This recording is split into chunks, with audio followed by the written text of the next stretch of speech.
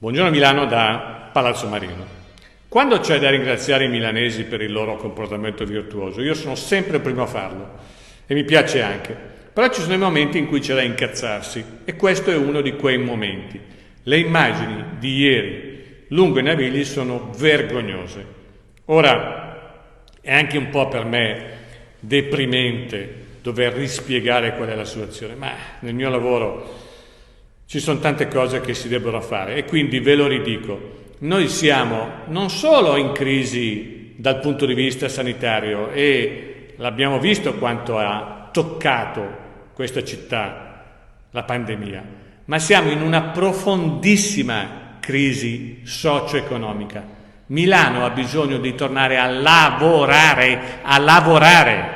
Questo è il punto, non è un vezzo, non è una voglia a riaprire. È una necessità e io sto e starò sempre dalla parte di quelle famiglie che fanno fatica ad arrivare a fine mese. Sto dalla parte di quelli che vanno a lavorare, non a divertirsi, per portare a casa per le loro famiglie quanto necessario e non permetterò che 4 scalmanati senza mascherina, uno vicino all'altro, mettano in discussione tutto ciò.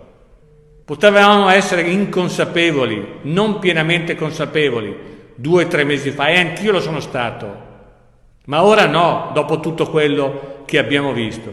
Per cui, guardate, io non sono un politico da metafore, sono un politico da atti. O le cose cambiano oggi, non domani, non è un penultimatum, è un ultimatum.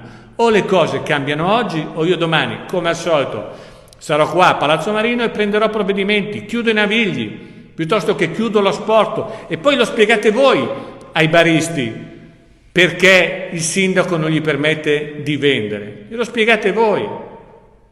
Questa è la realtà. Poi io mi piglio le mie responsabilità, stasera ci metto più vigili, ma ve lo ripeto, non è un guardia ai ladri, non è un gioco.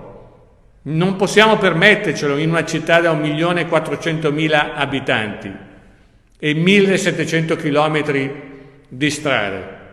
Per cui usiamo la testa tutti, anche perché senza testa c'è l'1% di milanesi e quello sono l'1%. Io non permetterò che l'1% metta in difficoltà il 99%. Vediamo domani mattina com'è la situazione.